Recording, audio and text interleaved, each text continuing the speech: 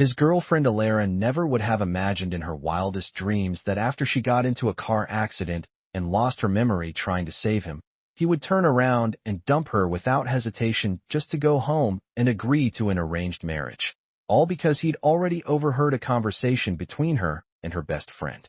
She had pretended to lose her memory just so she could be with her new fling out in the open. If that was the case, he figured then he might as well let go. But who would have thought on the day of his engagement she'd burst into the venue yelling all of this was a carefully planned conspiracy. Leo stared out the window and spoke calmly to his mother.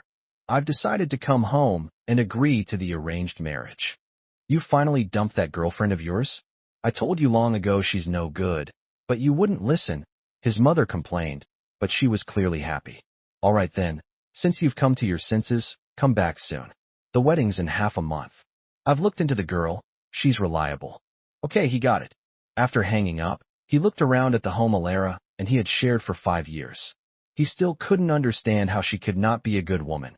She had loved him so deeply before. Back in college, Alara had pursued him for 4 whole years. Rain or shine, she was always there, always willing to help. They got together the year they graduated and moved to Sea City to start their life. In those 5 years, their home had filled up with the gifts she gave him. She was a science and engineering major who hated writing, but after they got together, she wrote in her journal daily to record their happiness. 3 months ago, they were in a car crash. She pulled him behind her to protect him and got hit by the car instead. Alara had been willing to sacrifice her life for him. How could she not love him? But she really didn't love him anymore. At first, she told him she had amnesia. She said the accident caused memory loss. He felt incredibly guilty, and he swore to help her recover her memories. He took her back to all the places they had been, told her the story behind every item in their home, and read their journals to her again and again. Still, Alara couldn't remember a thing. Seeing him upset, she looked at him guiltily and said, Leo, I know this hurts you. I don't want you to be sad. It makes me feel awful too. Maybe we should just break up. See, even if she didn't remember him, she still cared about his feelings. She had loved him so deeply. How could he bear to leave her? He wiped his tears and kept trying harder. And then one day, he saw her walk into a hotel with another man. When he confronted her, Alara looked annoyed. I told you, I don't remember anything. You can't expect me to be loyal to a total stranger, can you? In that moment, he was devastated. He even started to question, was he wrong for pushing her? Should he just let go? Should they really break up? But then Alara hugged him. I'm sorry, I didn't mean it. I just thought maybe if I tried being with someone else, my memory might come back. It's not like I chose to forget, right? She had lost her memory for him, so he forgave her again, and he tried even harder to help her recover. As long as she remembered, the Alara who loved him would return. He could forgive a physical betrayal as long as her heart still belonged to him. That's how they lived for 2 more months, and during that time, Alara cheated on him several more times. He was already numb from the pain. He just kept hoping she'd remember. She had loved him so much. Maybe when she did remember, she'd cry and beg forgiveness, saying she felt dirty. But he never got to see her memory return. Instead, he got the truth. Last night, Alara went out drinking. When he found her, she was chatting with an old friend, Serafina. Before he could make sense of it, their conversation hit him like a truck. Heard you lost your memory? Of course not. Leo is going nuts trying to help you recover. You were faking it. Damn, girl, that's wild. What's your endgame, though? Under the dim lights, Alara took a sip of her drink and smiled. Spending your whole life with just one guy? What's the fun in that? This way's perfect. He stays because he feels guilty, and I get to have fun however I want. He couldn't hear anything after that. He turned around and left like a soulless shell. She lied to him. She never had amnesia. All those affairs weren't confusion. She just didn't want to be tied down. She thought life with him was boring. She just wanted to play around. So what did all his efforts mean? What was the point of reading those journals aloud again and again, of crying while forgiving betrayal after betrayal? Was he a fool, or was she just incredibly manipulative? He cried on the side of the road like a joke, but the Alara who would once come and hold him, take him home, she was long gone now. She was someone reveling in her nightlife. He didn't even remember how he got home. All he knew is that after a sleepless night, he called his mother and agreed to the marriage. He was 27. It was time to get married anyway. Just then, the door opened. Alara walked in still wearing last night's outfit, her pretty face full of impatience. The scent of alcohol still clung to her. Another wild night, clearly. She suddenly started walking toward him. What's wrong with you? You look awful. Alara reached out and touched his forehead. That soft, caring look on her face made him feel momentarily disoriented. He stepped back. Nothing. I just didn't sleep well last night. Her expression stiffened slightly, as if she realized she couldn't hide the truth anymore. Then she simply gave up the act and shrugged like it was no big deal. Are you jealous again? She accused him. Leo, you should know I don't have my memories right now. I can't promise I'll only be with you. I feel terrible too, okay? Thinking about how the last 20-something years of my life are just blank, it's scary. So I can only numb myself this way. And besides, this might actually help me get my memory back. His chest tightened with pain, but part of him wanted to laugh. How could someone say something so shameless with such ease? Even cheating could be spun into a therapeutic excuse. Impressive, really. But he no longer had the energy to argue with her. He shook his head. I'm not angry. You're free to do what you want. I just didn't sleep well. His voice was calm, and he probably looked genuinely unbothered, but Alara didn't seem too pleased. She turned and went into the bathroom. When she came back out, she was wearing only a bathrobe, like she'd forgotten all about their earlier tension. She smiled and walked over to him. I really want to recover my memories soon. Tell me again, when was our first date? Their first date. He had brought roses early in the morning to pick her up. She wore a white dress.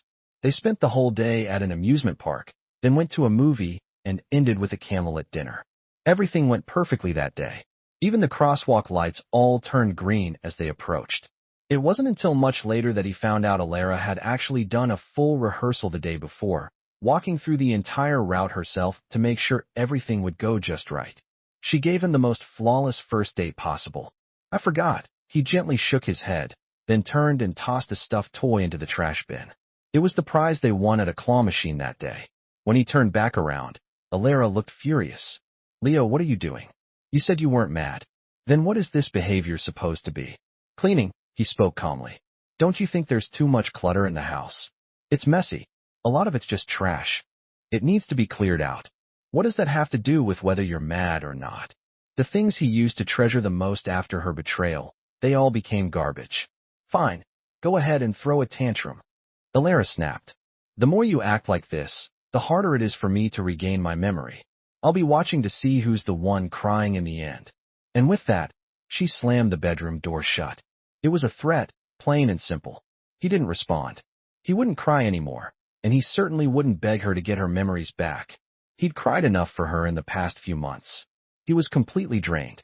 He left the house and headed to work. Alara and he worked at the same company, though in different departments. Funny thing is, even after her so-called amnesia, she could still go to work like normal. That should have been a red flag, but back then, he hadn't realized a thing. When he submitted his resignation, his manager looked shocked. She was an upperclassman from college. They'd always gotten along well. You're quitting all of a sudden? Something happened. No, nothing. I'm just getting married. He smiled faintly. His family lived in City A. If he was going home to get married, of course he had to leave this job behind. You don't have to quit just because you're getting married. Olivia looked a bit upset.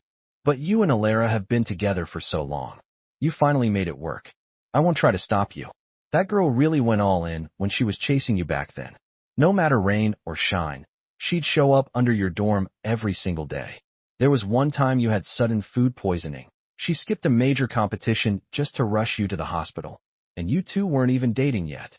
I teased her, saying it was her big chance to shine. She just blushed and said she'd rather never have the chance if it meant you wouldn't get sick. Gosh, she really loved you. Yeah, he nodded. She really had loved me. But that was a long time ago. The Alara who loved him had died a long time ago.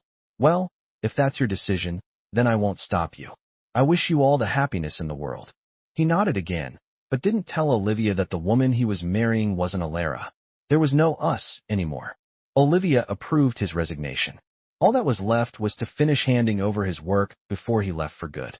As he passed by Alara's office, he saw a new intern walk in. The door clicked locked behind him. A moment later, there was a loud thud like someone bumping into the door. Then another shadow leaned in close.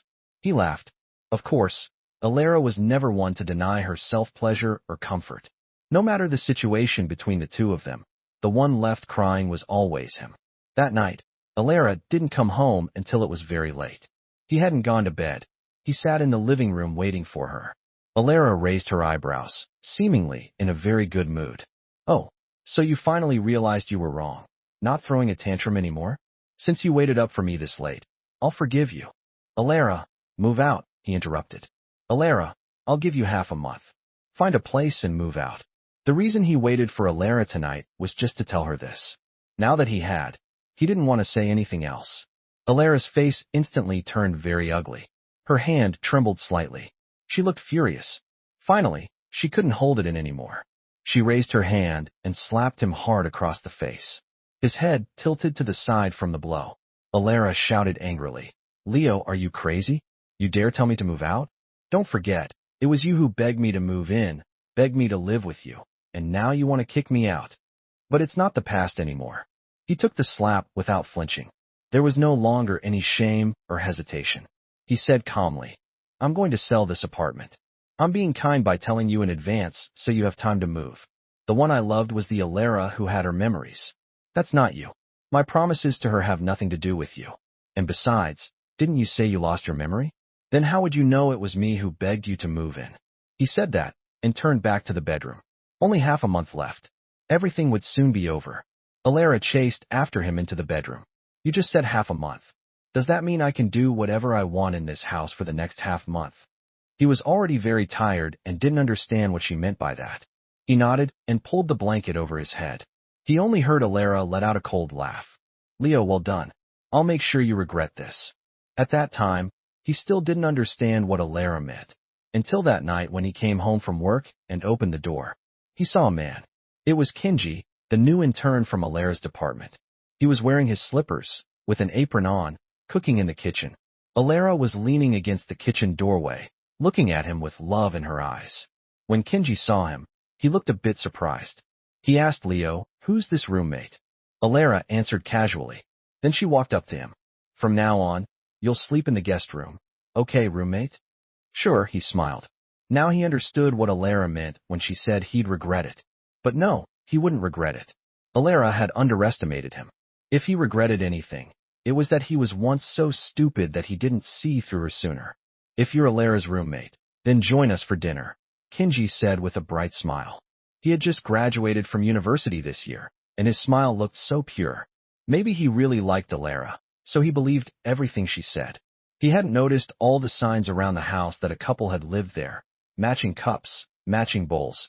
Even the aprons and slippers were couples' versions, not to mention the countless framed photos around. Despite all the obvious proof, Alara could still say just roommates so confidently. She really was. He smiled again, once more marveling at Alara's shamelessness. "No need to eat. Since he's going to live here, I'll move out. Wouldn't want to inconvenience you too." As he said that, he actually pulled a suitcase out of the storage room. He wasn't planning to stay long in Sea City anyway. Finding a random hotel was better than staying here watching two lovebirds act all sweet. "You're really leaving?" Alara suddenly raised her voice. She didn't even bother to keep up the act anymore. "Leo, what kind of temper tantrum is this?" Her delicate brows furrowed. She was visibly annoyed. "I worked all day. I'm exhausted, do you know that? Can you stop with the drama already? I'm not throwing a tantrum." He felt a bit powerless. There were so many things he wanted to say, but he realized there was no point. He wanted to say, "You were the one who betrayed me first. You were the one who pretended to lose your memory to fool me." He wanted to say, "I'm not throwing a fit. I truly want to leave." But what's the point of saying any of that? Just then, there was a knock at the door. He turned to open it, and the person standing there was Serafina, but she didn't even look at him. Her eyes went straight to Kinji, who stood beside Alara in an apron. Serafina instantly became excited. "Run, when did you come back? Why are you here? What are you talking about? This is Kinji." "You've got the wrong person." Alara quickly cut her off. "Ah, maybe I did." Serafina looked embarrassed, but she couldn't help staring at Kinji. "No, seriously, he looks way too similar." He didn't even know who this Rin Serafina mentioned was, but ever since Serafina arrived, Alara had put away her usual impatience. She turned to Kinji and smiled sweetly. "Darling, look, my friend came to see me." Why don't you head home for now? I'll make it up to you properly another day, okay? Sure, whatever you say, Kenji smiled, not minding at all that their date had been interrupted. He took off his apron, put on his coat, and left with ease. Serafina suddenly realized she might have intruded and looked a little awkward. Did I just interrupt something? No, Alara smiled. But what brings you here all of a sudden? He knew they probably wanted to talk, so he didn't stay. He turned and went into the bedroom. At that moment, Alara tried to cover things up unnecessarily. She said she was his high school classmate. He thought chatting with her might help him recover his memory faster. He almost laughed. At this point, was there really still a need to lie? The fake concern was laughable, but he just nodded. All right, you two chat. Behind him, Serafina had already begun lowering her voice, but he still clearly heard her words. I came by because I heard you were faking your amnesia. Figured I'd drop by to see the drama for myself. But hey, what's with that guy just now? Oh, just an intern from the company. Kind of interesting. That night, he still slept in the guest room, leaving the master bedroom to Alara and Serafina. Later, he got up to use the bathroom, and he found that Alara and Serafina were still chatting. Maybe they thought he was already asleep because they weren't keeping their voices down, and that's how he clearly heard Serafina. I saw Kenji today, and he looks so much like Ren. For a second, I really thought Ren had come back. How did you end up messing with someone like that? Wait, do you still like Ren? He suddenly froze mid-step, an unexpected wave of dread washing over him. It always seemed to be like at the most random moments he'd overhear truths he couldn't bear to know, and yet his instincts always told him he had to hear them. Of course not. Alara paused for a moment before speaking again. I really didn't like Ren anymore back then. And when I got together with Leo, I genuinely liked him too. But you know what? As the years have gone by, I've felt more and more like being with Leo is just boring. I'm tired of it. He even proposed to me recently. The moment I imagined spending the rest of my life with him, I felt scared. So that's why you pulled the whole amnesia act? Girl, you really went all in, Serafina said with a sigh. What about Kenji then? What's going on there? He's not a stand-in for Ren, Alara said after a moment. Maybe I just like that type. That statement was as good as a direct admission that she did like Kenji. He suddenly let out a bitter laugh. Yeah, she'd already made it obvious, hadn't she? All the others were just taken to hotels, but Kenji, he'd been brought home. That Ren must have been Alara's ex or someone she had feelings for in the past, but she'd never mentioned him to him all these years, and she'd still kept secrets from him. He never noticed a thing. The worst part, Alara was tired of him. He gave a silent, bitter smile. Maybe he really was just that dull of a person. No wonder she found life with him boring. It was because of his mediocrity that her past and new lovers all seemed so vivid in comparison. In the end, it wasn't that those other men won against him. It was that he lost in Alara. He quietly returned to the bedroom, pretending he hadn't heard anything.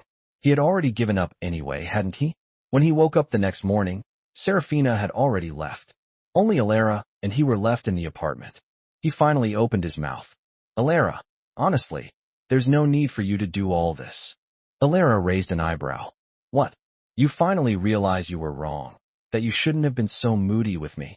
She walked over with a beaming smile, wrapping her arms around his neck. See, even if I lost my memory, I still love you. You know what that is? That's instinct. I love you this much, and you're still picking fights with me. You're such a heartless man. He shook his head, helpless. He gently pushed her away. What I meant was, when I said 2 days ago that you should move out, what I meant is that we've already broken up. I gave you ample time to find a new place. Seeing Alara's face get darker and darker, he spoke slowly and clearly, each word deliberate. So, next time, don't tell anyone I'm your roommate. My current title should be your ex-boyfriend. Fine, whatever, Alara sneered coldly. She raised her hand as if she was about to slap him again, but this time she held back. He simply looked at Alara with calm eyes. So he might have seemed indifferent. It was as if no matter what Alara did, it would never change anything in him. He had once seen how Alara looked when she loved him. He loved that version of her too. But the Alara in front of him no longer loved him. He didn't know why she refused to let him go even after falling out of love, but he was done tolerating her behavior. Leo, you're being such a jerk. You'll regret this, she snapped. She glared at him stubbornly, but her eyes started to redden uncontrollably. Almost instinctively, he wanted to pull her into a hug, to comfort her, and tell her not to be upset. But then he remembered her lies, her betrayal, her so-called feelings for Kenji, or maybe it was always Rin in her heart. He fought back the instinct. He didn't want to show even a shred of tenderness to Alara anymore. He gave a faint smile. Who are you planning to bring home this time? Do you think this kind of act can still get to me, Alara? Do whatever you want. Bring home someone new every day if you like. I won't care anymore. We're done. You're breaking up with me just because I lost my memory? Alara looked at him with the kind of expression someone would give a heartless player. She glared at him in fury. You're unbelievable. She said this and stormed out of the house in such a rush that she didn't even bother changing out of her slippers. He watched her back disappear and sighed silently. For a moment, it seemed like she still loved him, but how many people had she said that same love to? It felt fake. He couldn't take it anymore. Over the next few days, Alara didn't return home. He didn't care. She had plenty of places she could go. That night, just after he left the office, he got a call from an unfamiliar number. When he picked up, it turned out to be Serafina. Leo, Alara's drunk. Come pick her up. Serafina gave him the address of a bar and hung up right away, as if afraid he might refuse. He sighed. Alara had so many new flings and old flames. Why did she call him after getting drunk? But he still went. The bar was dimly lit. He frowned as he wove through the booths, finally spotting Alara, completely wasted. Serafina looked visibly relieved when she saw him. She's your problem now. I've got things to do. I'm heading out. She bolted out like she was fleeing from something. He couldn't help but feel like Serafina was somehow afraid of him. He didn't dwell on it. He patted Alara's back gently and called out to wake her up. Come on, I'll take you home. Alara groggily opened her eyes and wrapped her arms around his neck. I hate you, she mumbled. He nodded. Just as he was about to lift her up, a drunk from the next table caused a scene. A beer bottle flew toward him, but before it could hit him, Alara shielded him with her body. She was already drunk, and that blow knocked her out cold. He froze. His whole body stiffened, a chill creeping from the inside out, paralyzing him. The last time he felt this scared was 3 months ago, during the car accident with Alara. He couldn't even begin to imagine what he would do if something happened to her. He quickly pulled himself together, scooped her up, and rushed to the hospital. After a round of exams, the doctor calmly told him that the blow hadn't caused any real injury. She was going to be just fine.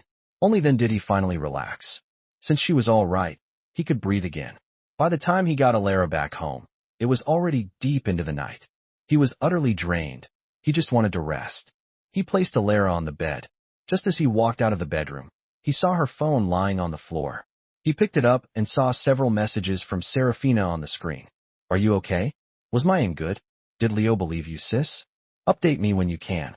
I'm anxious as hell. In an instant, it felt like he was struck by lightning. That bottle earlier, it was Serafina who threw it. What was she trying to make him believe?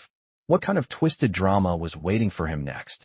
He had been so nervous, so scared just moments ago, and now it turned out he'd been deceived again. Alara, what the hell do you take him for?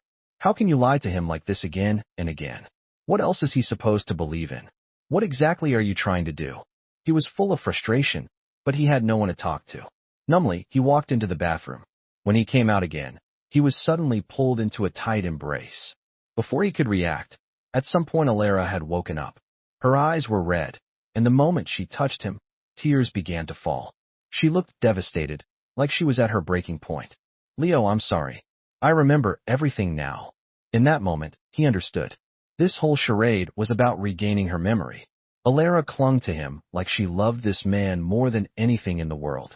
But how can real love come with betrayal? How can love involve lies? That's not love at all. He didn't say a word. He didn't know how to respond.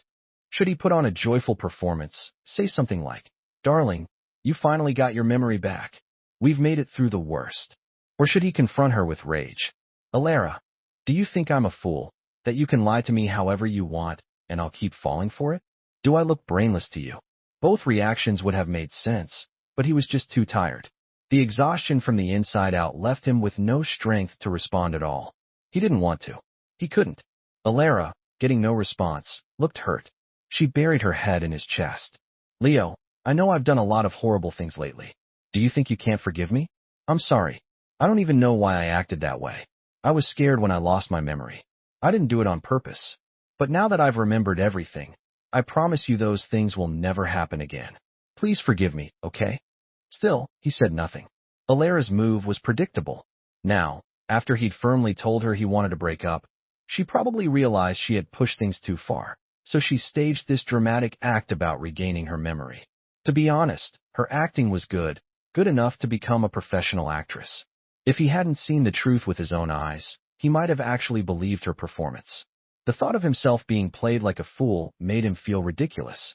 He gently pushed Alara away and said flatly, "Okay, what kind of attitude is that?" Alara looked flustered. "Aren't you happy I got my memory back? Or are you still mad about what happened before? I know what I did was wrong back then, but you said before you'd forgive me for everything." "I didn't say I wouldn't forgive you," he pushed her away again. "I'm just really tired today. I want to rest." With that, he turned and walked into the guest bedroom. After all, there were only 7 days left until he left. Whatever Alara wanted to do now, he no longer cared. The next morning, to his surprise, Alara had made a full table of breakfast.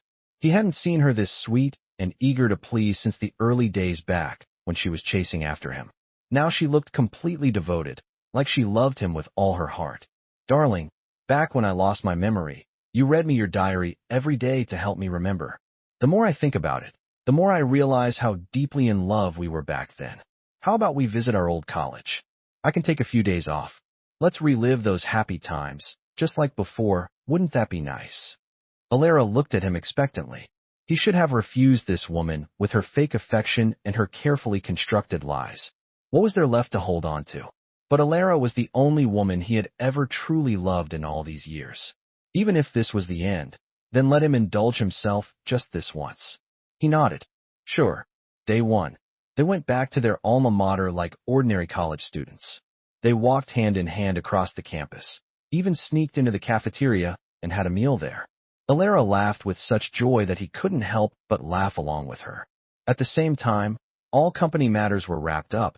He had officially resigned without issue. Day 2. They visited the park where they had their first date. Same walk, same smiles, same happiness as years ago. He deleted every single photo of them from all the years they were together, even those stored in the cloud, everything gone. Day 4. They watched the sunrise from the mountaintop. Alara leaned against his chest. Thinking he was asleep, she casually responded to flirtatious messages from Kenji right in front of him. So it turned out that anyone could be called darling. He acted like he hadn't seen it. He didn't feel pain anymore, anyway. Day 7. In the rose garden, Alara suddenly pulled out a ring. With teary eyes, We've been together for 5 years. We really love each other. Time has proven it. I want to marry you. Will you?" He didn't reply. 3 months ago, it was right here that he proposed to her, only for her to get so scared she staged an entire fake amnesia drama. And now she's proposing marriage? What's the point of this? He gave her a faint smile. "Can I tell you my answer tomorrow?" "All right." Alara looked a little disappointed, but she didn't press. Their vacation ended, and they returned home. What Alara didn't know was tonight would be their last night together. Her phone vibrated nonstop. He already knew it was Kenji. She had spent these 7 days with him, which meant Kenji had been ignored for 7 days. Of course he'd make a fuss. Sure enough, Alara looked at him cautiously. "Serafina asked me to come out." "Go ahead." He nodded and even gently handed her the bag.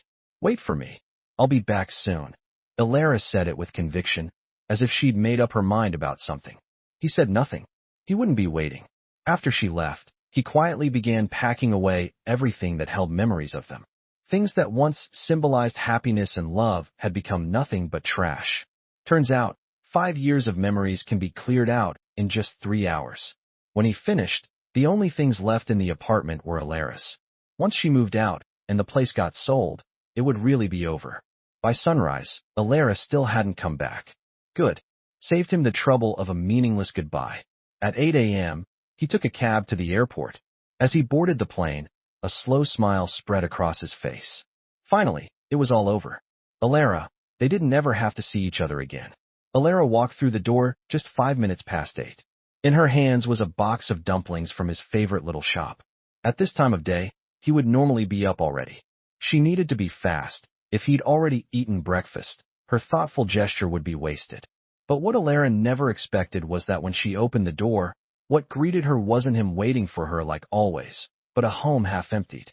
Some changes were just too obvious, so obvious she couldn't ignore them. The couple's portrait they had taken 2 years ago, which once hung directly across the entrance, was gone.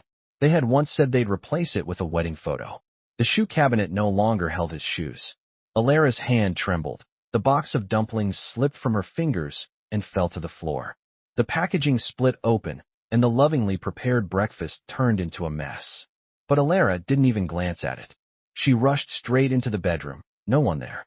She checked the study, the guest room, the bathroom, the kitchen. She searched every corner of the apartment at lightning speed, but found no trace of him. His clothes were gone. The cabinet in the living room where they kept gifts for each other and their photo albums was empty. That person and everything tied to him was gone. But that didn't make sense. They were just fine yesterday. She even proposed to him. Sure, he didn't say yes, but he told her he'd give her his answer today. Was this the answer? Leo, what is the meaning of this? You owe me an explanation. Panic overtook Alara. Choking back tears, she pulled out her phone and dialed his number over and over again. But all she heard was the same cold message. The number you have dialed is unavailable. Please try again later. After a long while, it slowly dawned on Alara. She had been blocked. She opened her social apps, and sure enough, there it was, a red exclamation mark. Many couples, especially young ones, often use breakups as a way to test each other's love. Just look at someone like Serafina. In just 1 year of dating, she had broken up and gotten back together with her boyfriend multiple times. But in 5 years, Alara and he had never broken up, not even once, and they had never blocked each other. He wasn't the type to go back and forth. So if he blocked someone, it meant he was done. If he said they were breaking up, it meant they really were. No, no, no, no. You can't just say you don't want me, and then actually leave. You can't do this. Alara snapped. She turned and ran out the door. Today was a weekday. Even if he'd broken up with her and moved out, he still had to go to work, right? I don't care what stunt you're pulling, Leo. I'll forgive you as long as you're still with me. I'll forgive you. She kept muttering to herself, like she was brainwashing her own heart, as if repeating it enough would make it real, as if he'd appear beside her again, tell her they were still in love. She floored the gas pedal all the way, ran through 2 red lights in a daze, but nothing else mattered to Alara anymore. Alara rushed into his office only to find it completely empty. Just then, Olivia happened to walk by. Hey, Alara, what are you doing here? Where's Leo? Alara's voice suddenly rose. Right now, she looked almost frightening. Where's Leo? Don't you know? He quit. Olivia replied, blinking in surprise. He said he was getting married. What happened between you two? Getting married? I see. We're fine. Everything's great. Alara replied, then quickly turned and left, not even caring that she was skipping work today.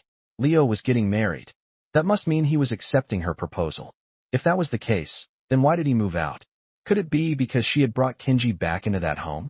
Alara convinced herself that must be it. It had to be. Leo, you get jealous so easily, don't you? She muttered with a soft chuckle. But that just means you care. It's okay, I forgive you. You love me so much. You even took the gifts we gave each other when you moved out. Just for that, I forgive you. There was no way she was going back to work today. Alara headed home once again. But just as she approached the building, something in the trash bins caught her eye. Her heart skipped a beat. She walked closer. Sitting right at the top of the garbage pile was a stuffed bear over a meter tall. Wasn't that the same bear Leo had bought her 3 years ago? Why was it in the trash? And that wasn't all. She saw more things. Photos of her and Leo, the gifts his toothbrush, slippers, his towel. So many things, all in the trash. They weren't taken, they were thrown away. What about her? Was she being thrown away too? Tears streamed down Alara's face like rain. The nearby cleaning lady was startled. Miss, are you okay? She asked. These, I'm taking them back. Alara choked out. These were hers. What gave Leo the right to just throw them out? How could he do that? But they're all dirty, the cleaning lady said hesitantly. Alara froze. She looked up, and sure enough, the bear that used to be soft and clean was now stained and grimy. Just like a once beautiful relationship, now tainted. Even if she forced herself to pull it back out, cleaned and sanitized it thoroughly, the thought would still. It was once in the trash, covered in filth. How could she ever hug it again without feeling disgusted? It was such a simple truth, and in that moment, Alara finally understood. It wasn't just those once loving mementos that had been abandoned. It was their relationship. It was her. Leo, you can't do this to me. I made mistakes. You can yell at me, punish me, but you can't just throw me away. The cleaning lady was frightened. The young woman before her was crying and saying things she couldn't understand. She wanted to comfort her, but didn't know where to start. But Alara didn't need anyone else's comfort. She stubbornly pulled those dirty gifts and photos out of the trash. It's fine, she told herself. I'll wash them. They'll be clean again. As she scrubbed, her tears wouldn't stop. She truly regretted everything. But what could she do now? After finishing, Alara sat numbly on the couch, completely lost. Then there was a knock at the door. Alara's heart leapt. She ran to the door in a rush. It must be Leo. He came back. He regretted it. I knew it. I knew he couldn't really leave me. But when the door opened, standing outside were two unfamiliar men.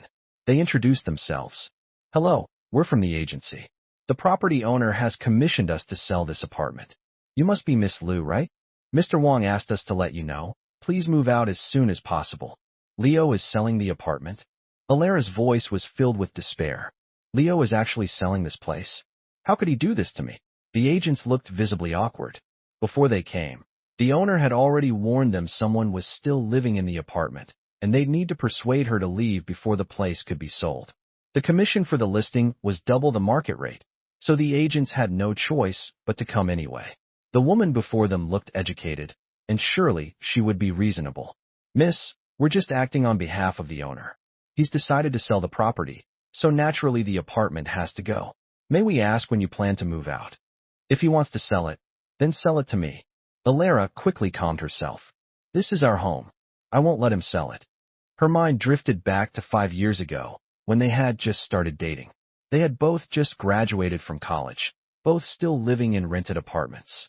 When Alara shyly brought up the idea of moving in together, he had firmly said no back then. She was hurt, thinking he didn't want to live with her. But then he told her seriously, not until I buy a home. And he meant it. Just 2 weeks later, he bought this place with help from his family for the down payment. Alara had been deeply moved. This man said he'd give her a home, and he really did. He didn't just talk about love, he acted on it. They lived here together for nearly 5 years.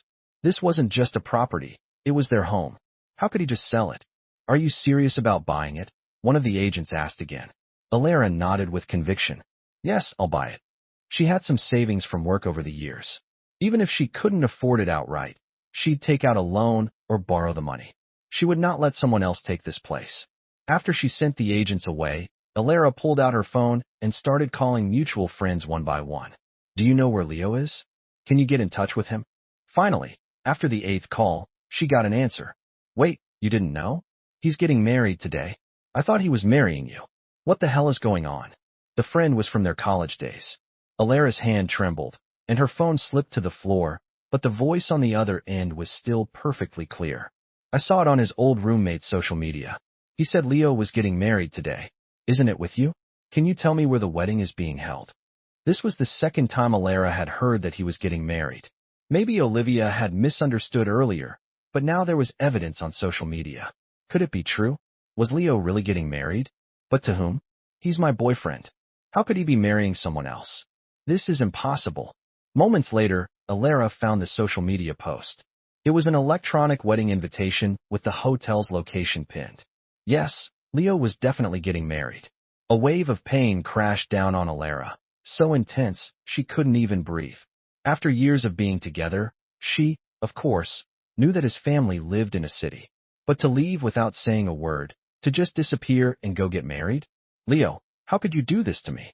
I won't let you marry someone else. You're my boyfriend. If you're getting married, it can only be with me.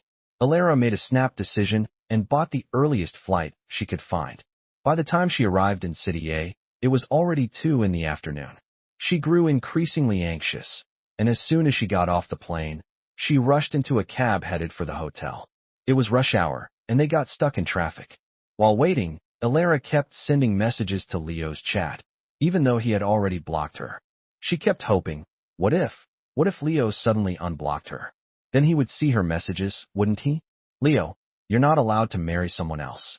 I'm telling you, you can't marry anyone else. I know I messed up. You can punish me however you want. But you can't marry someone else. You proposed to me. You said you wanted to marry me. How can you go back on your word? But Hope was just that. Hope.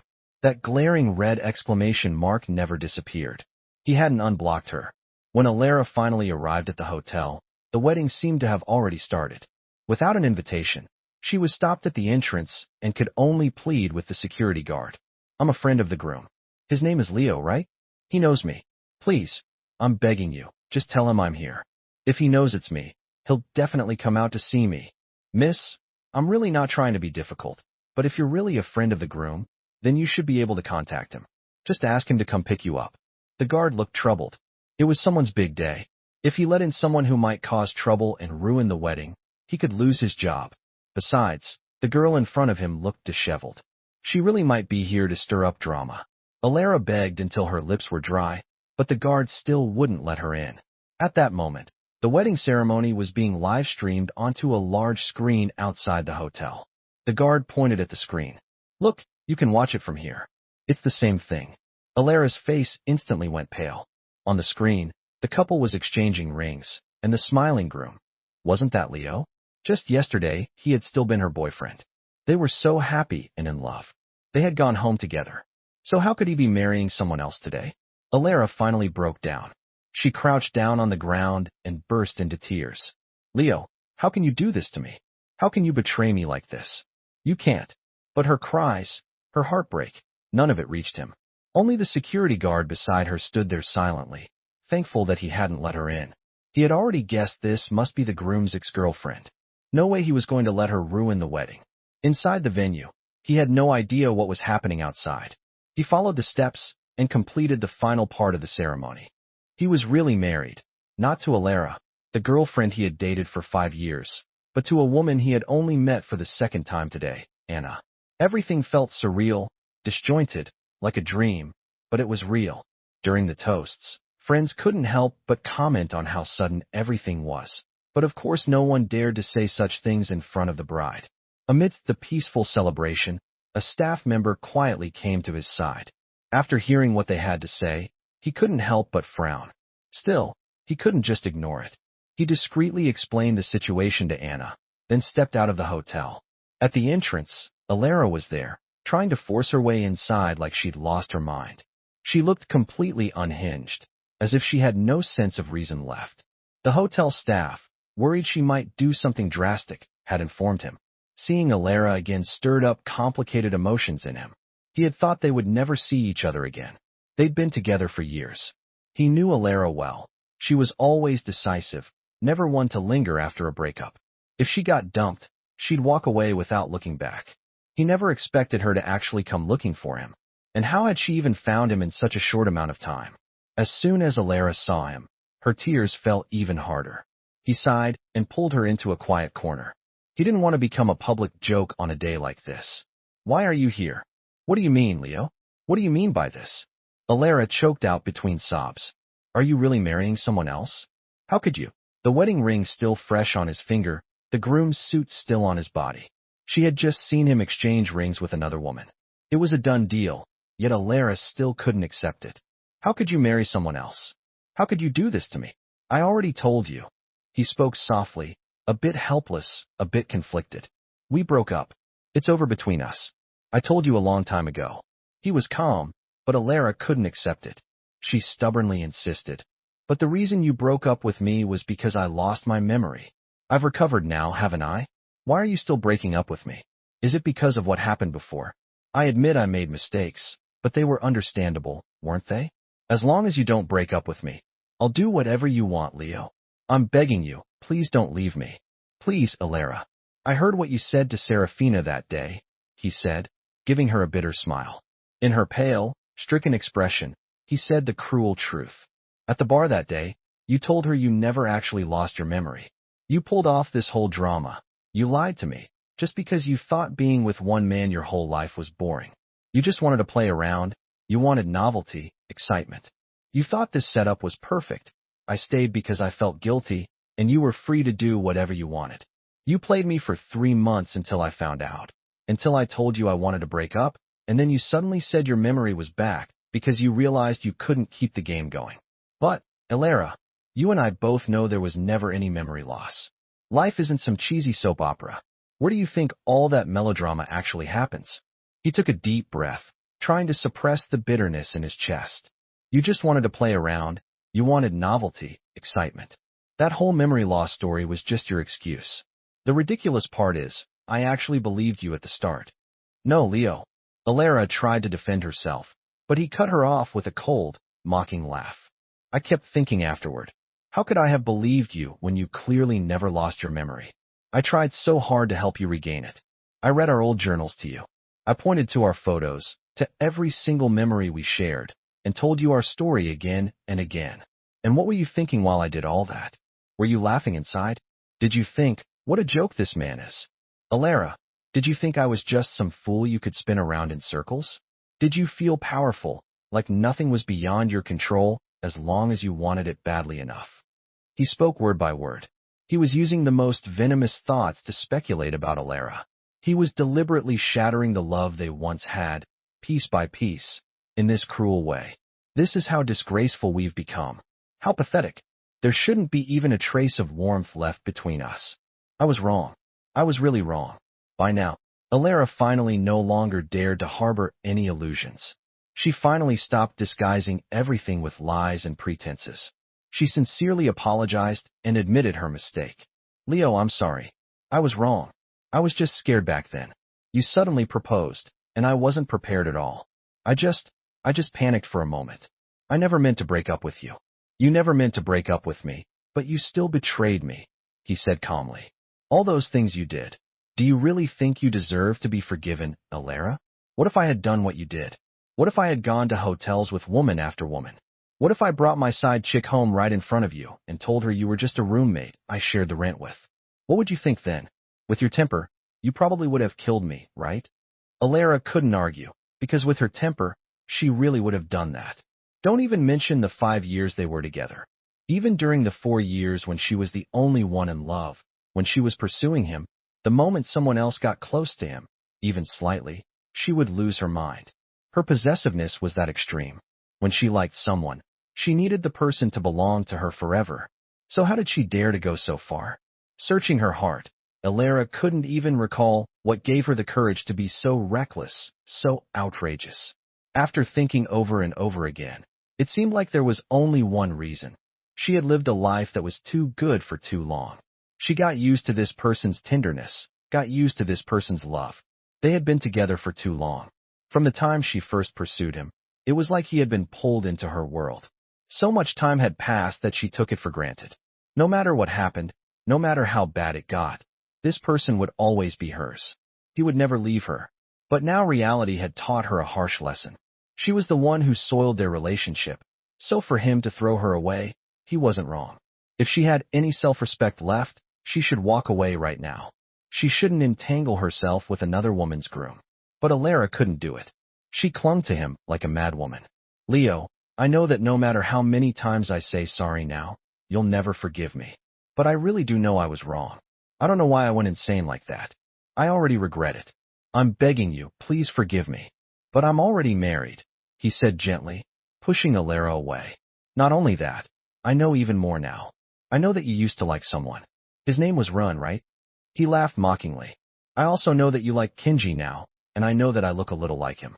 Serafina said that Kenji looks a lot like Run, so do I also look a bit like Rin too?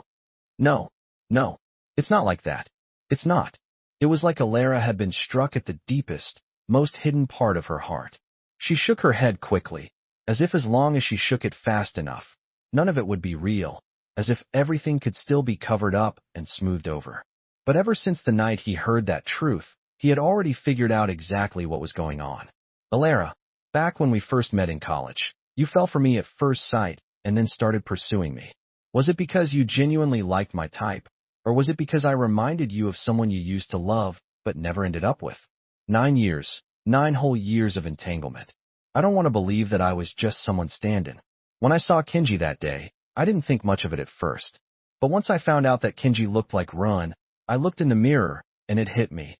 I looked like Kenji too. So what did all these years even mean? If Alara never truly liked me that much, then everything she did afterward would make sense. If you don't really love someone, then nothing matters. That's why she could hurt me so easily, without a second thought. If it had been Ren who ended up with Alara, she probably wouldn't have needed to chase after excitement or something new all the time. I never saw you as someone's replacement. Alara choked back her tears as she spoke.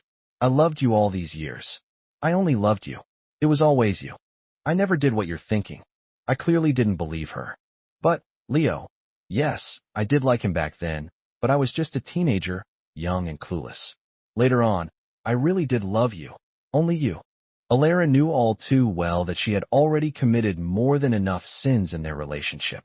She couldn't bear to be accused of one more. She explained quickly, as for Kenji, that was really just a coincidence. There's nothing between me and him. That day, I was just trying to piss you off. You told me to move out. I acted out. I was impulsive and selfish. But just last night, weren't you still with him? He sneered. If Alara hadn't left, maybe on that final night, they could have parted on decent terms. But Alara hadn't even given him that much.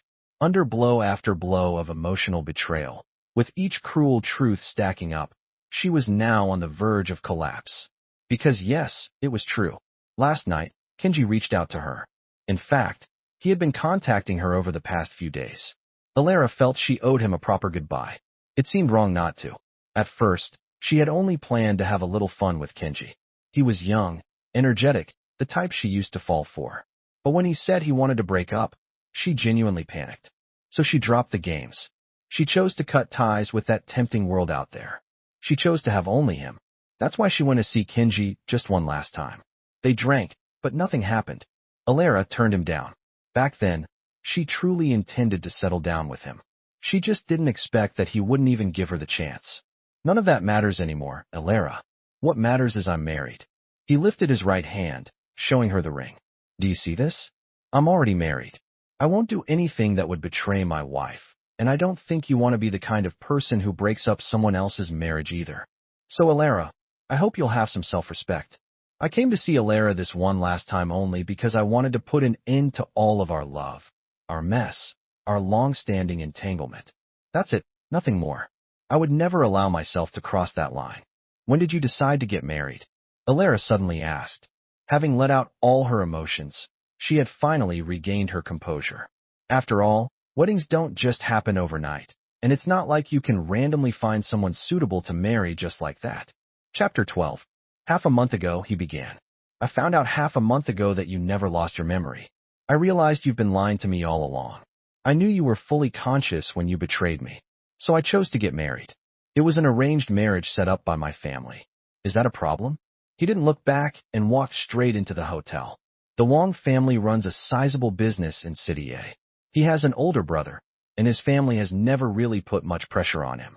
Over the years, he'd always done what he wanted. He never thought something like an arranged marriage would ever involve him. But after Alara betrayed him, and just when his family happened to need someone to enter a marriage alliance, when Anna said she was willing to marry him, he agreed. Maybe accepting such an arrangement isn't so bad after all. I mean, the relationship he spent years building up still ended in failure, didn't it? It turned out to be a complete joke, meaningless in the end. As soon as he entered the hotel, he saw Anna standing there. From her angle, she could just see Alara a short distance away. It's human nature to be curious. I couldn't help glancing a couple of times. Hope you're not upset, Anna said with a smile. But don't worry, I'm not the jealous type. She's my ex-girlfriend, he smiled back. But don't worry, I won't be contacting her again. Ma'am, I'm not worried. Anna nodded and reached out to take his hand. Come on, only 2 tables left to toast. All right. After the final round of toasts, they returned to the new apartment that had been prepared in advance. Funny enough, it was actually his first time visiting this place, but all the daily necessities were already set up, so there wasn't much for him to worry about. He hadn't been involved in any part of the wedding planning from beginning to end. He must be one of the most laid-back grooms in the world. After getting ready for bed, Anna walked out. They sat facing each other in the living room, and to his surprise, he felt a bit awkward. He cleared his throat and said, I'll sleep in the guest room. I respect that, but I don't think it's really necessary, is it? Anna stood up, walked to him, and raised her beautiful face with a determined look. Despite her gentle and quiet appearance, she spoke quite directly. I'm not planning to have an affair, and I'm not planning to get a divorce either. Even if this is an arranged marriage, eventually we'll have to live like a normal married couple. What are you planning to sleep in the guest room forever? I felt awkward. I didn't know how to tell Anna that I couldn't imagine lying on the same bed with someone I was only meeting for the second time. All right, I respect that. Feelings take time to develop, after all. Anna didn't push him. She turned and went into the master bedroom. He sighed. Seemed like he upset her. After washing up, he went to the guest room. A plain and quiet wedding night. The newlyweds sleeping in separate rooms, not disturbing each other. Peaceful, in a way. The next morning, bright and early, his phone started ringing like crazy. Still groggy, he answered. It was his mom. Mom, what's going on? Oh, nothing. I just wanted to ask how your first night as a married couple went. Mom, he felt a bit helpless. Why is my mom so gossipy? Hey, you didn't ignore Anna last night, did you? That girl has had a crush on you for years. What did you say? He snapped awake instantly. What do you mean she's liked me for years? Wasn't yesterday only the second time we've ever met? Where's the years coming from? You didn't know? Oh dear, you silly boy. His mom suddenly raised her voice. Are you really clueless or just pretending to be? She's liked you for so many years. If it weren't for that, why would she even agree to an arranged marriage with you? The call ended, but he still hadn't fully processed what he just heard. He thought Anna and he were just in a straightforward marriage alliance. He never got involved in the family business, and he didn't know much about any dealings between their families. He never gave the marriage arrangement much thought. But now, after they're already married, he's suddenly told there's more to it. That this was actually the result of a long-standing secret crush turning into reality. He walked out of the bedroom in a daze. At some point, Anna had already gotten up and was doing yoga in the living room. He was curious. He really wanted to ask her, what's the deal with this so-called long-time crush? But if she really does like him, how is he supposed to deal with that? Things between him and Alara are still a complete mess, tangled and unresolved. In the end, he didn't ask. He turned and left the apartment, not noticing the slight disappointment in Anna's eyes behind him.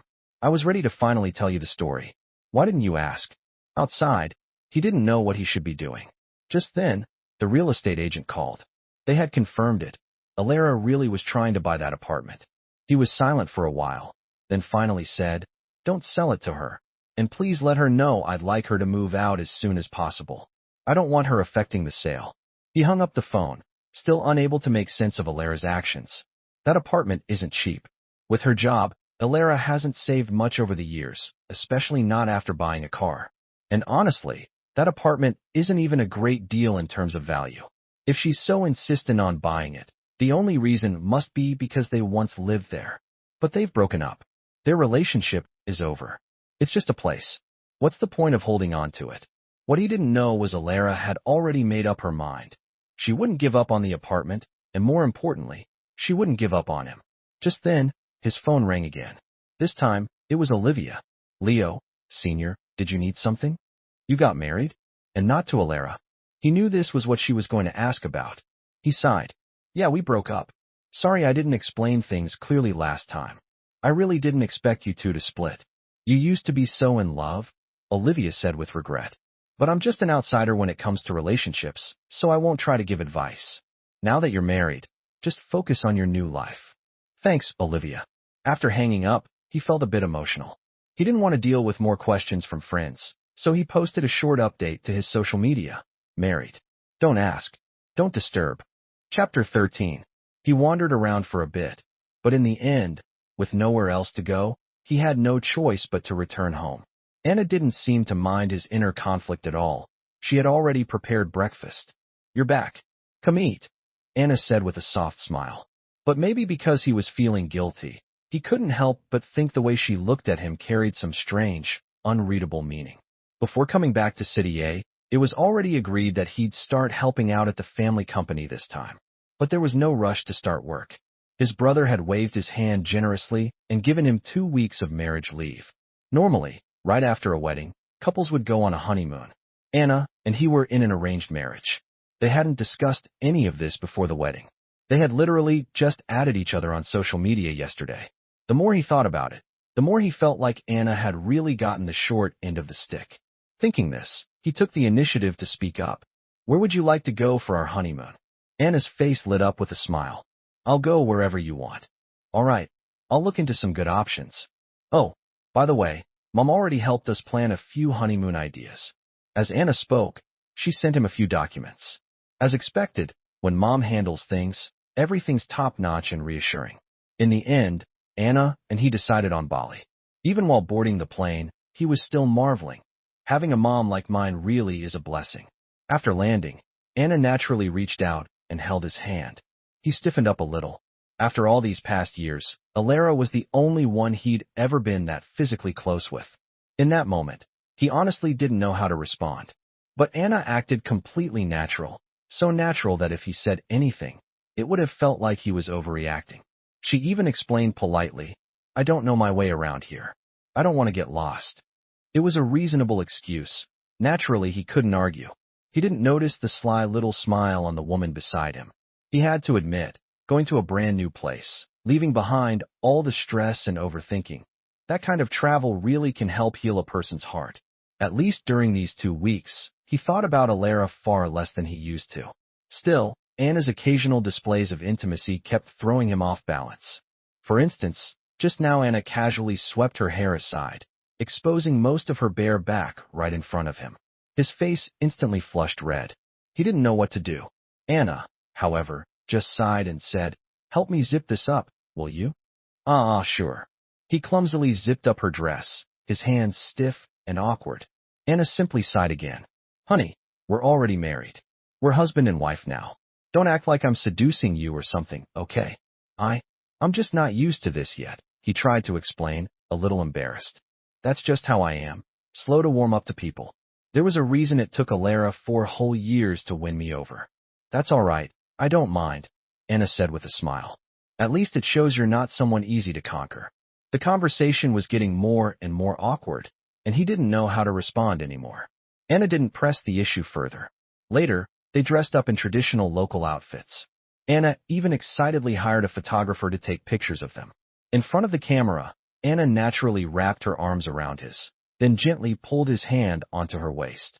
In public, even though he was stiff and awkward, he did his best to appear affectionate. Anna seemed genuinely happy. After getting the pictures, she uploaded them to her social media. The 2-week honeymoon flew by quickly. On the day they flew back, Anna looked a bit reluctant. Who knows when we'll get to go on a trip like this again? Chapter 14. If you want, I can go with you anytime, he said it seriously. Since they were already married, no matter how it started, he would do his part as a husband. Great, Anna smiled. I believe you. I have 2 projects on my hands right now. Once I finish them, let's go on another trip, okay? I want to go to Northern Europe, and I want to see penguins in Antarctica. Would you come with me, though? I'm really afraid of the cold. If you want to go, I'll go with you. They walked and chatted. After half a month of being together, things between them no longer felt awkward or stiff like before. Just then, his phone rang. It was a call from the hospital. Alara had been in a car accident. She was in the ER, and he was listed as her emergency contact. He hadn't expected this. It had already been half a month. She was still in City A. And even more unexpected, she was in an accident. But this was a life-or-death matter. Even if they had broken up, he couldn't just turn a blind eye. He explained the situation to Anna. She nodded. Go quickly. I'm coming with you. His mind was a mess. Why did things always happen like this? He didn't want to hear anything more about Alara. Not good news, not bad news, nothing. But she always showed up against his will. On his wedding day, like that. And now again, like this. They rushed to the hospital, but what they saw there was not what they expected. Alara wasn't lying in an operating room. She was sitting on a bench, a small bandage on her forehead. Other than that, she seemed completely fine, nowhere near what the call had made it sound like, in emergency surgery. A surge of frustration and anger shot straight to his head. He was practically shaking as he asked, Alara, do you think this is funny? He didn't believe for a second that such a minor injury required the hospital to contact her emergency contact. It was obvious Alara had used the accident as an excuse to see him. Why did she always have to be like this? Why did everything have to go her way? Why did everyone always have to give in to her? Seeing him furious, Alara panicked. She admitted she had her own motives, but she just wanted to see him. I couldn't reach you. You blocked me everywhere. I tried every social media app you use. I asked friends to reach out, but you ignored them too. Leo, I've been in City A this whole time. I tried everything I could think of to find you, but I couldn't. What else was I supposed to do? Tears fell from her eyes as she spoke. This past half-month had been the most powerless period of her entire life. She wanted to find him, to apologize, to beg for forgiveness, but she couldn't do anything. Even their mutual friends had started avoiding her like she was some kind of plague. How did things end up like this? They had been so in love. All their mutual friends had once cheered for their wedding, celebrated their relationship. So why had it come to this? That's when Alara noticed the woman standing next to him. They were standing so close, wearing matching rings. Every detail screamed to the world that they were husband and wife. They were now each other's closest, most intimate partner. And her? What was she now? Wasn't all of this supposed to be hers? Wasn't she supposed to be the one standing next to him? The wedding half a month ago, it should have been hers. So why wasn't it? Who ruined everything? It was her, no one else. She understood the logic, but she just couldn't accept it so easily. Alara wept bitterly. Leo, you used to love me so much. You still love me now, don't you? This young lady. Anna stepped forward as she spoke. My husband and I came to see you today because we were told you were seriously injured in a car accident. Out of basic human decency, we came to check on you. But it seems we were completely overreacting. You clearly didn't need us here. So let me kindly remind you, coveting someone else's husband is wrong. I don't care how loving or happy you two were in the past. That's exactly what it is, the past. If you were really that happy, he wouldn't have married me. He is my husband now. I trust you're not the kind of person who would deliberately try to ruin someone's marriage.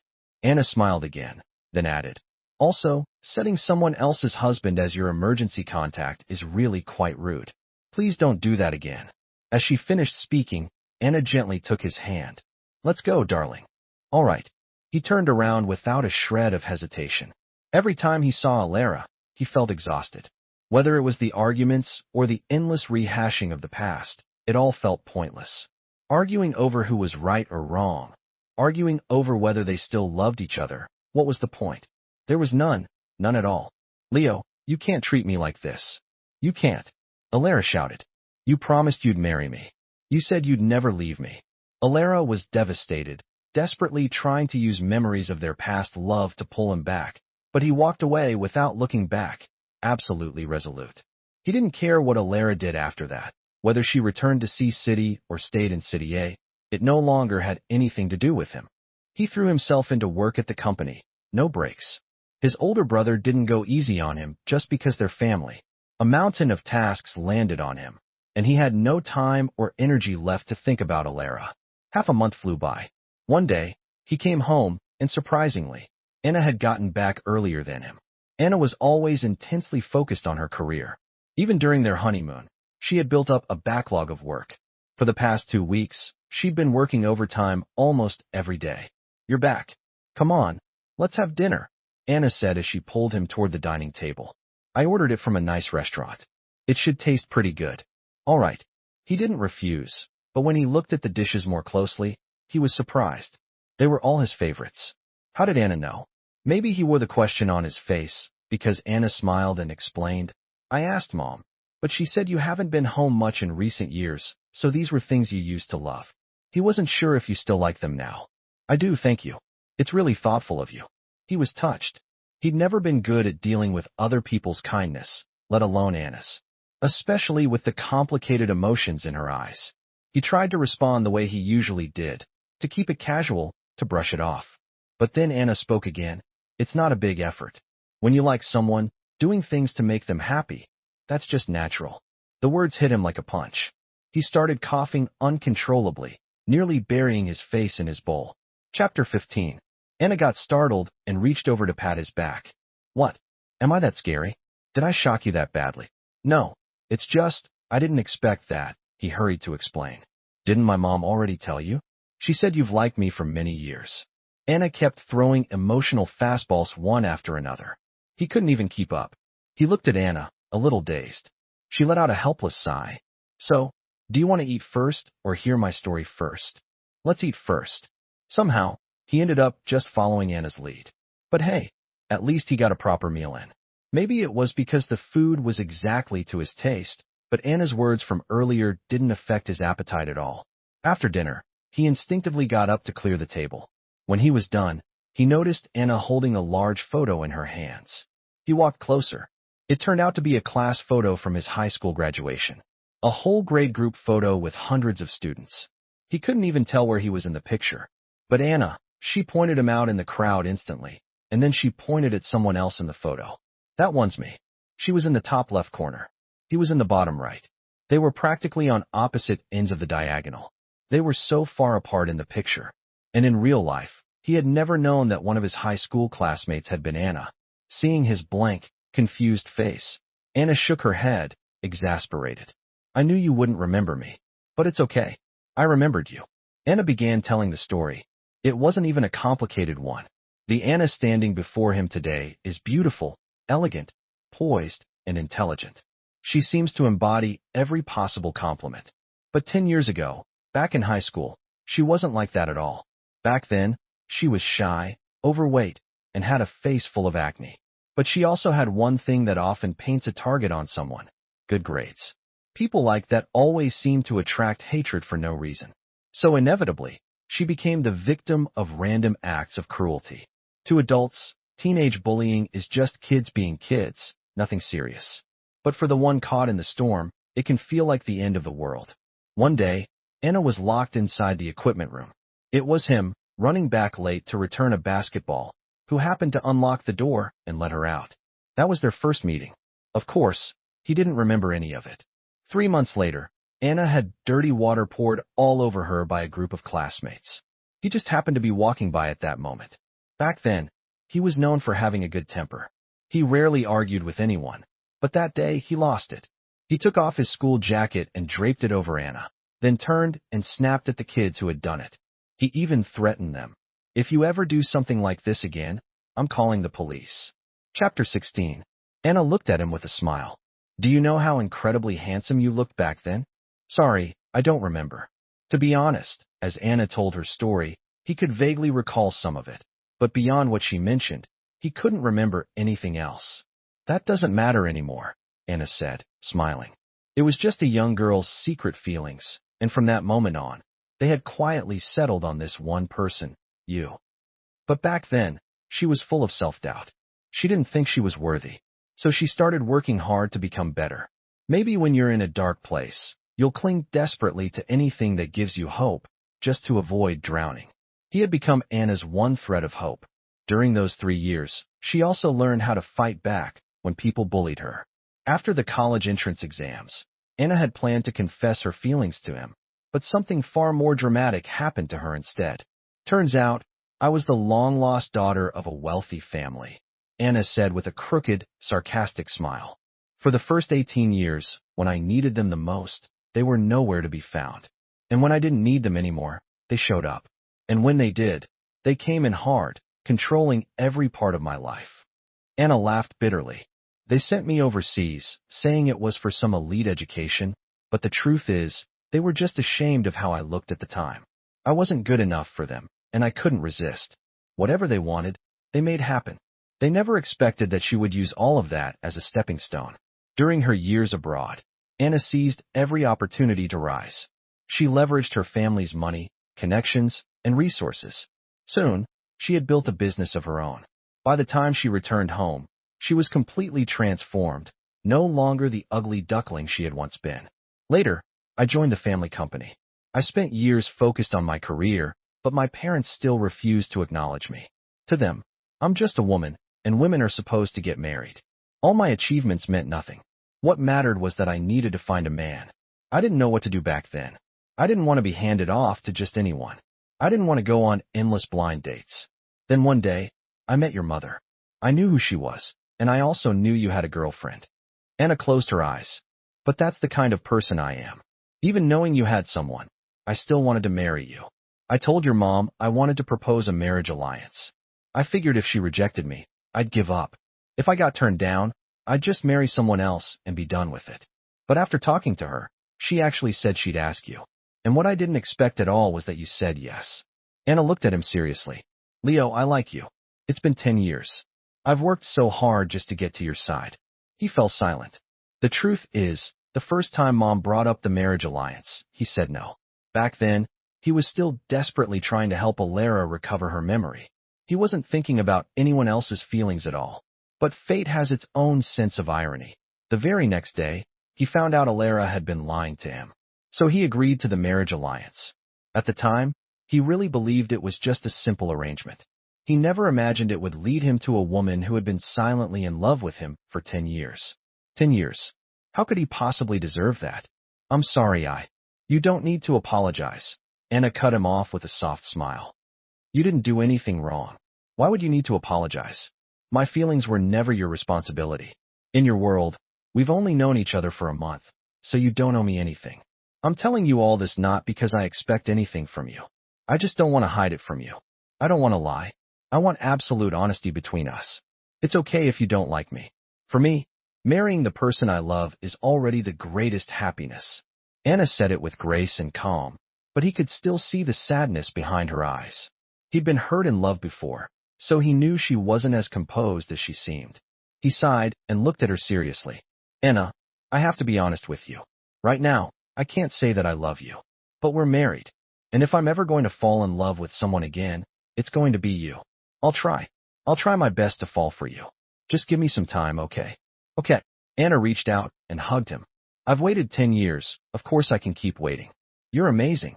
Loving you is the greatest blessing in my life. Can you make me even luckier? Fall for me a little sooner, will you? I will, he nodded seriously. He would fall for Anna soon. A woman like her doesn't deserve anything less. Chapter 17. On New Year's Day, Anna and he went home to have dinner with his parents. His mom sighed emotionally. I just knew you two would be a good match. Seeing how well you get along now really puts my heart at ease. Anna, and he just smiled without saying anything. The truth was, they'd been married for several months, and they were still sleeping in separate rooms. But so what? They were getting closer day by day. It was only a matter of time before they became even more intimate. Just then, his dad chimed in. Well, since you two are getting along, you should start thinking about having a baby soon. Your brother's kid is about to start kindergarten, you know. He nearly choked, coughing uncontrollably. Anna, however, just smiled and said, Sure, we'll listen to you and Mom. Once they left the house, Anna naturally took his hand and explained with a wink. Don't worry, I'm not going to pressure you like they do. I just said that to make them happy. I know. He nodded. Of course he knew. The way things were between them now, this was all because of him. Anna was even helping him explain things to his parents. How could he not be moved? Their two families lived close by, so they just walked home hand in hand, and somewhere along the way, he suddenly felt if life kept going like this, it really wouldn't be so bad. But that peaceful feeling vanished the moment he saw the person standing at their door. Alara. What was she doing here? Alara slowly turned around, staring straight at him. She seemed to ignore Anna completely, looking only at him with stubborn eyes. I've been waiting for you for a long time, she said. Why are you waiting for me? He replied calmly. And how did you even find out where I live? After so long apart, is the first thing you say to me really an interrogation? Alara let out a bitter laugh. I quit my job in C City. I came to City A for you. I tried everything I could think of just to find your address. And now that I've finally found you, why are you so cold to me? Do you really need to ask? He said impatiently. Don't you know what kind of relationship we have now? We broke up. We're not connected in any way anymore. I'm married now. Why are you still coming to find me? So what if you're married? Do you love her? You two are just in an arranged marriage. Alara shouted. You used to love me so much. There's no way you could fall for someone else that easily. Then she suddenly laughed. I probably seem like a total lunatic to you, don't I? I feel like I've lost my mind, like you've driven me insane. He said nothing. She wasn't wrong. She really did look like someone who had gone completely mad. After laughing, Alara kept going. But so what? I love you. Even if that love drives me crazy, even if people laugh at me, even if I lose everything because of it, I don't care. Alara raised her hand as she spoke. There was a ring on her right hand, the same ring he had given her when he proposed. See? You already proposed to me. I was just too scared back then. I only said no temporarily. I was always planning to marry you someday. Why couldn't you just wait for me? He stayed silent. He didn't even know how to communicate with Alara anymore. She was completely delusional now, lost in her own world. No matter what anyone said, she wouldn't listen. Anna let out a cold laugh and pulled out her phone to make a call. What's going on with you guys? How did an outsider get in? She hung up, and soon the security guards came running. They looked at Alara with helpless expressions, then turned to explain to Anna and him. She's been loitering near the entrance of the community for days now. We've been refusing to let her in. We don't know how she sneaked in this time. That's our mistake. We'll take her out right away. I don't want to see this person at our doorstep again, he said calmly. Yes, of course, sir. Don't worry, we'll make sure of that. Leo, you can't do this to me. You can't treat me like this. Alara was dragged out by the guards, even though she was clearly unwilling to leave. Anna didn't hold back. If you try anything like this again, I'll call the police. It wasn't until they were inside that Anna dropped her forceful exterior. She turned to him, looking a little uncertain. Are you mad at me? Mad? What for? He was confused. Anna explained herself. For the way I treated her. Are you angry at me for that? Why would you think that? He sighed and gently patted her head. You're my wife. This is our home. She broke in and started saying all kinds of nonsense at our door. She was completely out of line. You drove her away. You did the right thing. Why would I blame you? I thought maybe you'd still feel bad about hurting her. Hearing Anna say that, he felt even more helpless. Why would you think that? I haven't contacted her at all these past few months. You saw her yourself. She refuses to talk to anyone. I don't know what else to do other than avoid her. Then let me handle it. Anna looked at him seriously. You said it yourself, we're husband and wife. Your problems are mine too. If you don't know what to do, just leave it to me, okay? He nodded. The truth is, he'd already tried everything he could with Alara. He spoke to her kindly, explained things clearly, and told her many times that there was no longer any possibility between them. He tried to end things on a good note, to give them both a little dignity, but she refused to listen. She went so far as to quit her job and follow him all the way from Sea City. If she cared about him this much now, then why did she cheat on him so recklessly back then? She hurt him so deeply. Did she really never think there would be consequences? But those were her mistakes. He has no obligation to pay the price for them, and he definitely doesn't owe her endless patience. He's not that much of a fool. Chapter 18. Inside the cafe, Alara was already waiting early. He had finally agreed to meet her. As the door opened, she stood up excitedly, only to see Anna walking in. What are you doing here? Alara's expression turned sour. Of course it's me. Who did you think it would be? Anna gave a faint smile. He's not going to see you. I just didn't want you bothering us again, so I came instead. What do you want from me? Do you even know how long we were together? What makes you think you can compare to me? Alara sounded arrogant, but only she knew how panicked she really felt inside. After all, Anna was his lawful wife, while she was just an ex-girlfriend who had made a huge mistake. I did a little digging on you. Anna raised an eyebrow. You did a lot of things to hurt Leo while you were together. A lot. You two broke up entirely because of you. Because you betrayed that relationship. You pushed him away with your own hands. So what right do you have to regret it now? This is between the two of us. It's none of your business. Alara glared at Anna, furious. How did Anna know all of this? Did Leo tell her? Was he angry? Was he furious? Did he hate her? Anna ignored her rage. No, there are still things you don't know. Anna spoke slowly. Your dear friend Serafina, her family had some business they needed my help with, so I gave her a little guidance. If she helped me with something, I'd work with her. Can you guess what that something was? A realization struck Alara. Her eyes widened in disbelief. Anna smirked. That's right. It was about you. About you and me. The first time at the bar, when she asked if you had memory loss. Leo was already at the door. He heard everything. And Serafina, she did that on purpose. She wanted Leo to hear it. The second time Serafina came to your house, she deliberately brought up those guys from your past, the ones you had messy history with. Leo was right outside the door again. Intentional. She said all that so Leo would hear. The third time, you and Serafina staged that little performance, that act where you pretended to recover your memories. Of course, she played along. But afterward, she made sure Leo found out it was all fake. You see, you're a joke. Everything you did was full of holes. Leo's heart was shattered long before this.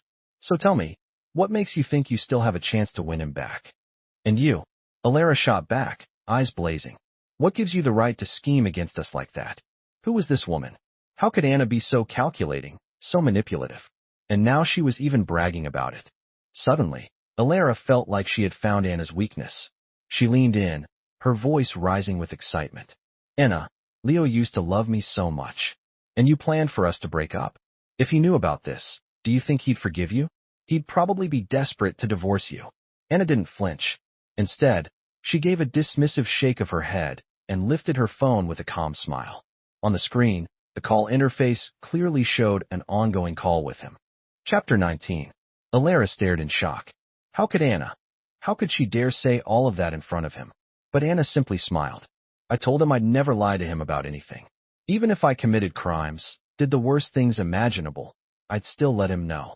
That includes scheming against you.